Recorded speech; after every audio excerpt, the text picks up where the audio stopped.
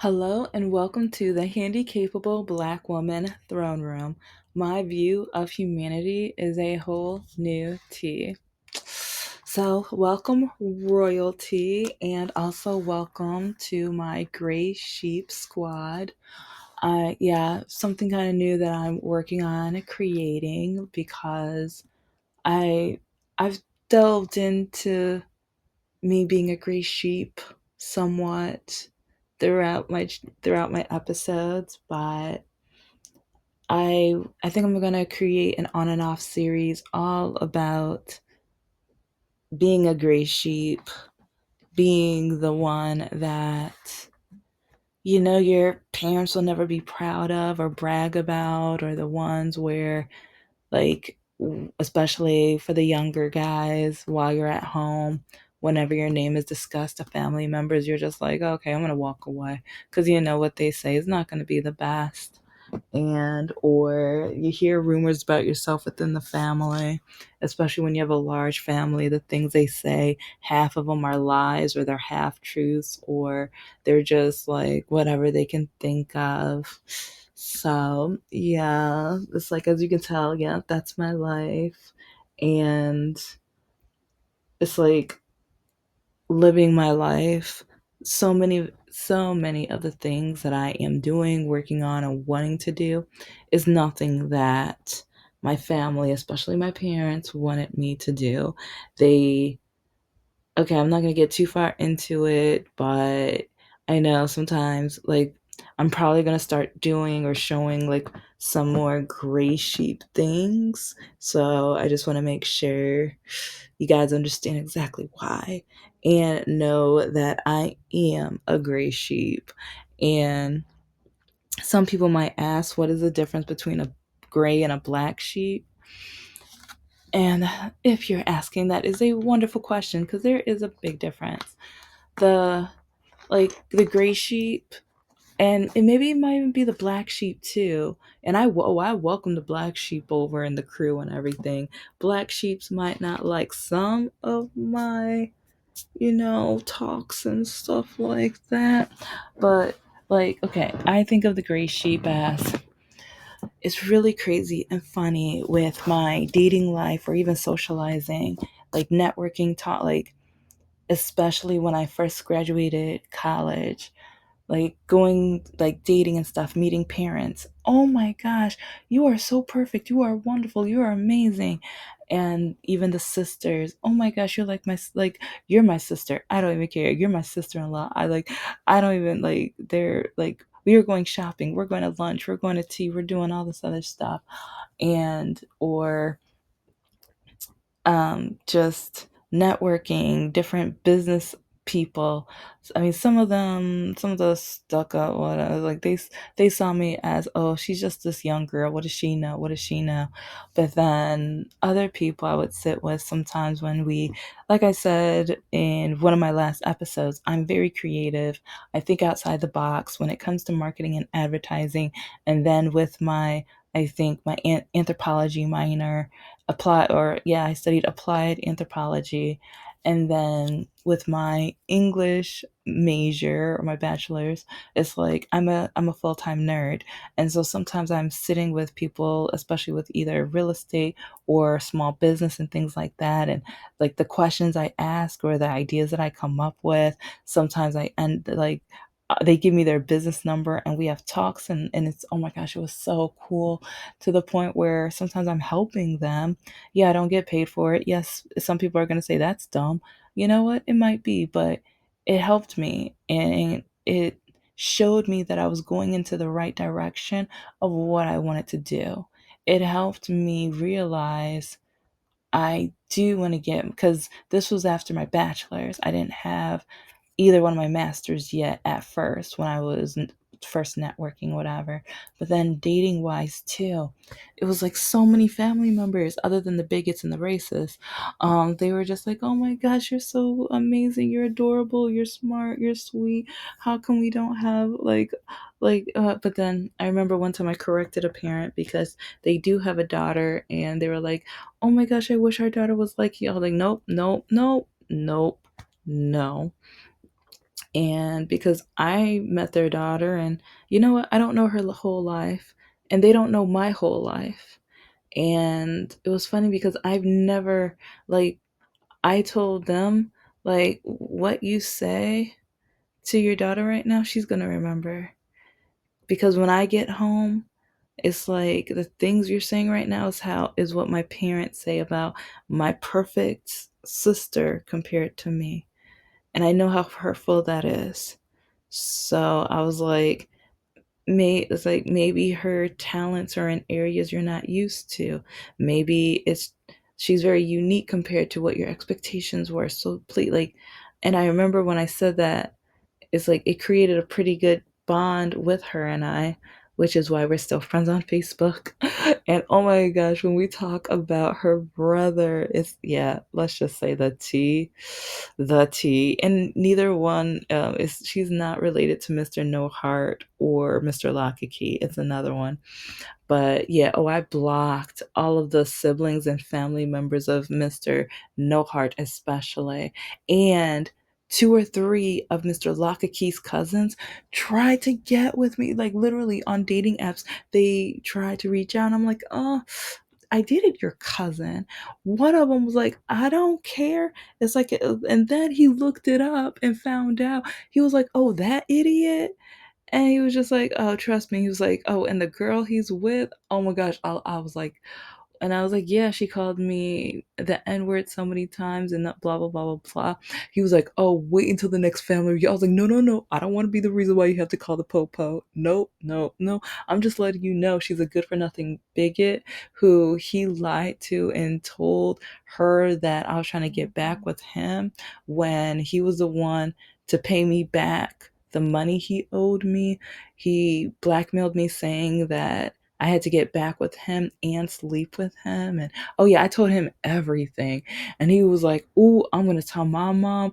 And then he was like, she's going to tell. Like, I was like, "Oh, I don't care if that happens." I'm like, "Yep." I was like, "What other tea do you want? I will give you everything."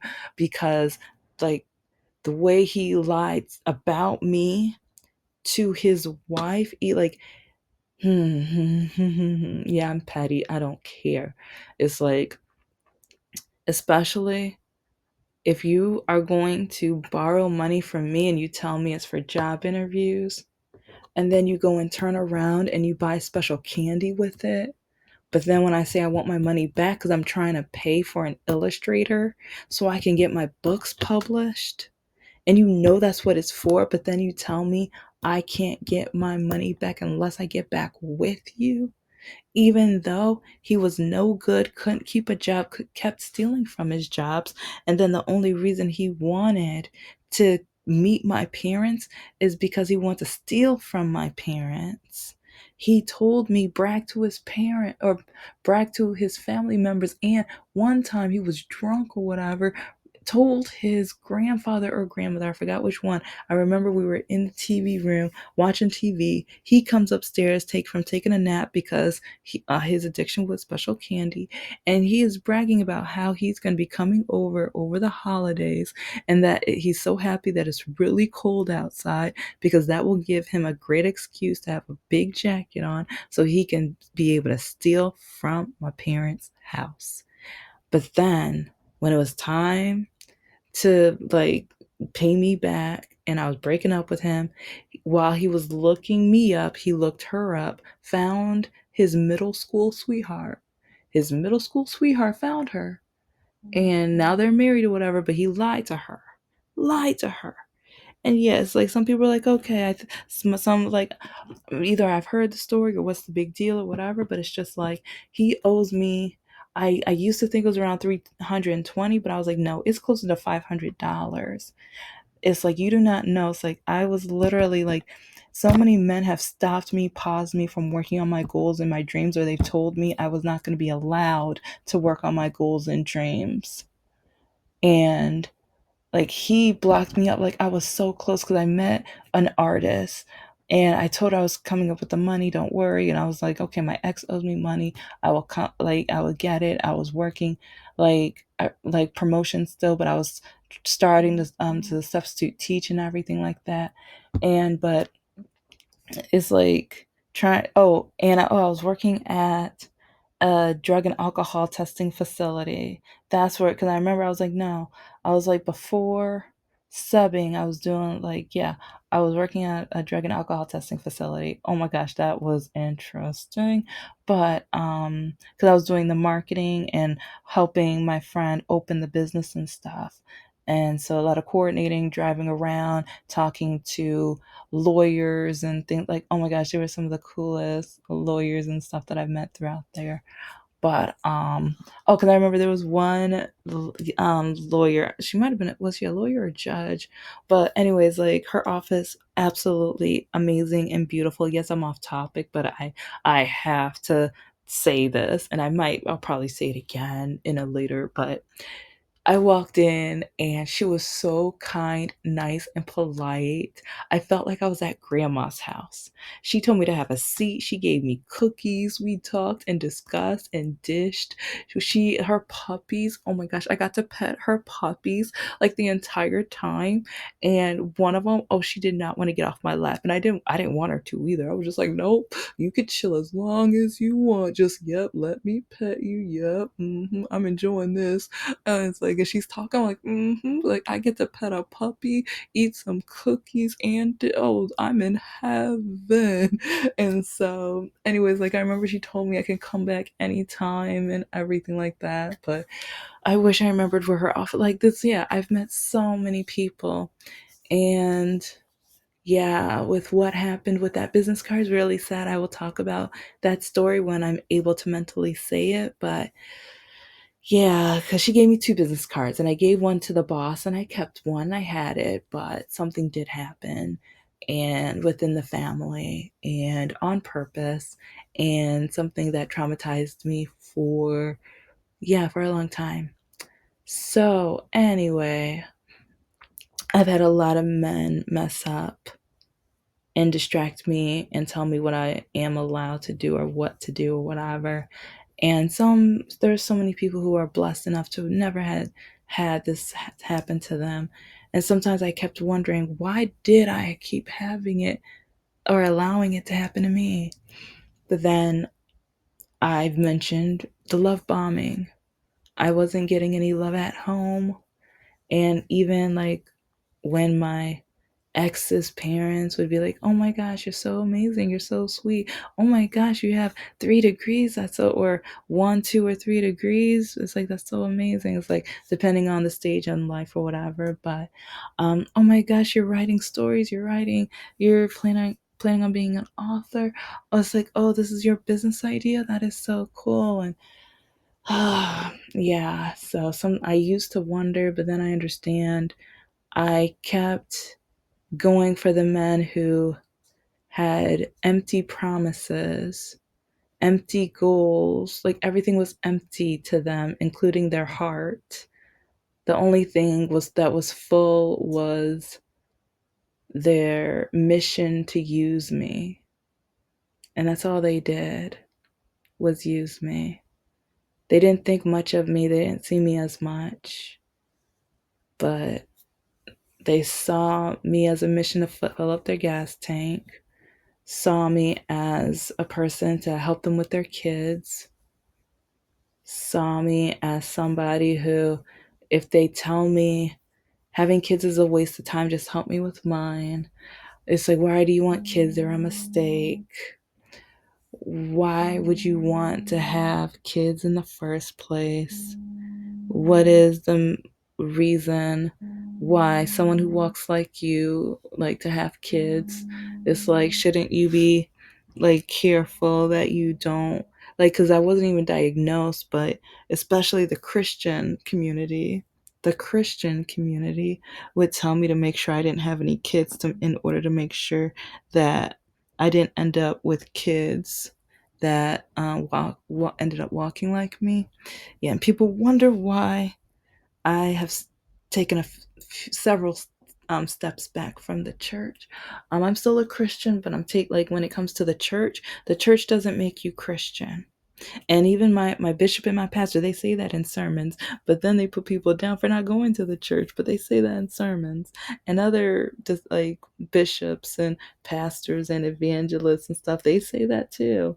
But until you don't go to their church and give them money, then that's when things change. But anyway, um it's just really frustrating because I'm going to tell you about Scott, and I can say his first name because nobody really knows about me dating him except for his parents and his race. Oh, he's the one where his grandfather at his the I'm trying to remember whose birth. I think it was his father's birthday. It was somebody's birthday. It's like sometimes I remember, sometimes I forget because I just remember it was a birthday party, and his drunk uncle came up and told me, "Oh, you know what his grandfather said?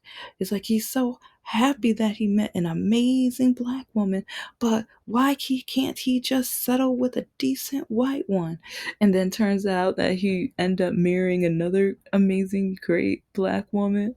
Holla, it's like whoever you are, yeah, it's like I give props, yeah. It's like he still ended up marrying a black woman, so I know his grandfather, like, okay, I know I'm being petty, but oh, I know his grandfather is so heated, and that just makes me so happy because I mean, it's like if you're gonna be that bigoted and hateful and everything, wow, really? It's like you say I'm great and amazing, but because of the color of my skin, really? Really? But it's like we didn't end up getting married, which is such a blessing. And it's really funny because like I said, like you guys know about my education, some of the things I've worked on. His mother was really impressed with me. His sister, very nice, very sweet.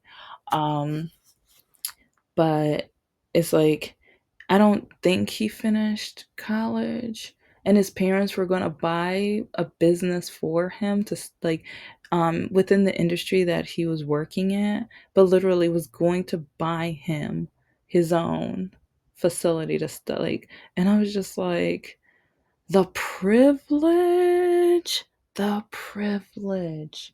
Because my parents told me if I started my own business, they were literally going to kick me out. One day, when my mother found one of my journals that had my business idea, once I had enough money to move out, I was going to start my business, but she found the notebook. She had a bag. She went to my room with a suitcase, half filled it up. So when I got home, I saw a bag with my stuff in it. And then she was sitting like, she let me go upstairs because she was sitting in the kitchen, and the way she looked at me, I'm like, oh dang it, what did I do now? Like, oh, you know that face too. And I was like, what did I do? So then I got into the room and I saw this, and I'm just like, what?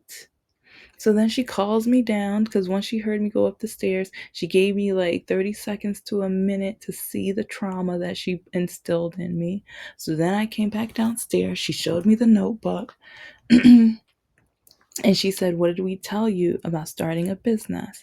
But anyways, I'll finish that whole story a different episode, but it goes along with this one. And yeah, some people are like, then tell the story first. No, I'll do what I want because, well, I'm talking about relationships. And okay, with this guy, yeah, his parents was going to buy him a business, my dream. And well, not my dream business type, but just that encouragement and love from my parents and support, something I in a way I was kind of jealous of. But I was doing promotional modeling, and he knew this. That's how we met. Well, met while I was at the zoo, but he knew I was a nanny and doing promotional work at the same time. And he just thought promotional modeling meant bars and like or like adult clubs or whatever. And I was like, no. I was like, if you want to see, I have one at, I know I had a toy one, I want to say Toys R Us, but it might have been somewhere else. But I remember giving him information so we can go to one of like some of my favorite types of promos, which are the toy ones. He refused to go. And that's really funny because do you know how many X's I was like when I say promotional modeling or when I say that I work or I volunteer at nonprofits or whatever kind of work, whenever they make fun of it or whenever they talk about it behind my like to their family or put me down, I'm like, okay, if you're gonna stereotype me, at least come and see what I do. But then none of them do. They're too lazy. They're so lazy and determined to do nothing in their life. And they're so determined to devalue me and put me down that when I invite them so they're not ignorant anymore, they refuse to step out of their ignorance. They refuse to step out of their ignorance. And so we are like, I was dating Scott or whatever and everything. And it's like, he kept saying, oh, you do all this adult work. You do. I was like, adult work? What? I work with toys. And oh, I was working a lot with Starbucks. That was my main client, Starbucks. And I like there was PNC Grow Up Great with Sesame Street. I was chilling with Big Bird, Elmo. Abby Cadabby, that fairy in training. Oh, I'm sorry. It's like she's my favorite. She is so cute, and I think she's a October baby too. Her birthday coming up, but I'm sorry. Yeah, I'm a kid at heart. I was like, I love how companies can make kids happy and creative and like anyways, and that's one reason I love my like I write my children's books. But okay, it's like check it out. I'm on Amazon. I'm working on other channels or other websites and channels and everything like that. But let's just say technology, like, oh, yeah, if you, I need to talk about this on the Nerd channel. There's so much stuff, but you guys, like, trying to get this business up and running on my own while learning about my disability is a lot. But anyway, he refused to go to the events, and it was frustrating and annoying because every time I come over, oh, so you're working that promotion mess or you're working that promotional modeling stuff. When are you going to quit? When are you going to get a real job? Excuse me? I get a paycheck, so they take tax like okay, well no, I'm an independent contractor, so but no, I go get taxes done, so they take taxes out of it. And actually, some of the promo jobs I was an employee. So, yeah, they took some of them took taxes out. And I worked at the zoo. They took taxes out. And so I don't know. It's like part of me was just like he's not jealous, but he's upset. I was like but it's like and another thing, I have never ever asked for anything from him. And there was only one time from even Mr. No Heart that I asked for like if he had $10 or $20 for gas money. And that was the only time. And he refused to like but if I counted all of the times I gave him $20 or $40 for gas because he learned that if he was like, well, you want to make sure I can raise my daughters right? You want to make sure I can take care of my daughters right? You want to make sure I can go to work right? But there was one time, and this is after his like we met and his birthday I found out just happened, and he was going through his we weren't dating yet but we were friends, and I like to me I was like I like being a good friend, and I didn't know it was going to bump into a situation where my car was going to need to fixing, so then I was going to be tight on money. But he had a hard time with his like the divorce proceedings with like divorce lawyer whatever, had to do a payment with that and his rent, and I think it was child support or something like that. And so for a birthday gift, I was like, you know what? I want to surprise him. I want him to be able to feed his daughters. And for a while, I want him to have one less stress off of him. So I went to the grocery store and filled the grocery cart with like a little over $200 worth of groceries. And so some people were like, then why did you like I have to borrow money or $20 or 10 or $20 for gas? Well, someone hit my car and we had to get it fixed. I didn't know that was going to happen. And it's like, but the thing was, I didn't, like, at the end of the day, I, I literally, I forgot what kind of food. Like, I remember I bought food to the point where I could just eat very little throughout the day, and that's how I lasted. So that, like, since he wouldn't lend me any money and I refused to go to my parents or whatever, I just figured it out and I got by and I made it until I got paid for the next time. And even now I'm thinking, did he even thank me for the food? Like, it doesn't matter because as long as him and the kids were fed, but he didn't even thank me really then, that now that I realize. He kind of got upset.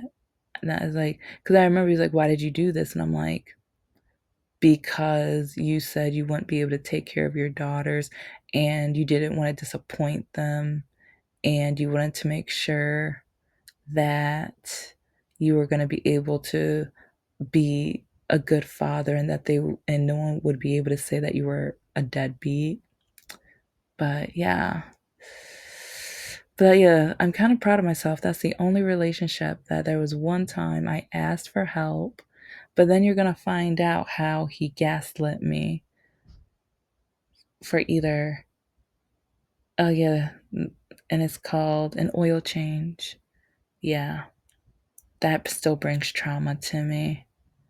But yeah, I have to go back to Scott. I know, but this episode is almost done. So I'm going to cut this here because you're not going to believe what Scott ended up trying to do or how he tried to deceive me or blackmail me or yeah, it was really shocking with what he did. So thank you so much for listening to the Handicapable Black Woman Throne Room.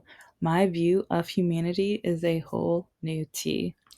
Please like, comment, and subscribe. And let me know about, were there any relationships or even family members that try to stop you with your goals? Or is there a goal that you're working on, but either you need more research on? Because with my nerd channel, I'm going to be doing more research on my own business, but at the same time, I'm going to be looking up small businesses and like seeing how I would like compare them to either their competitors or how like the marketing, the scheme, the logo, the website, things like that. So, but if you are a gray sheep, don't be scared.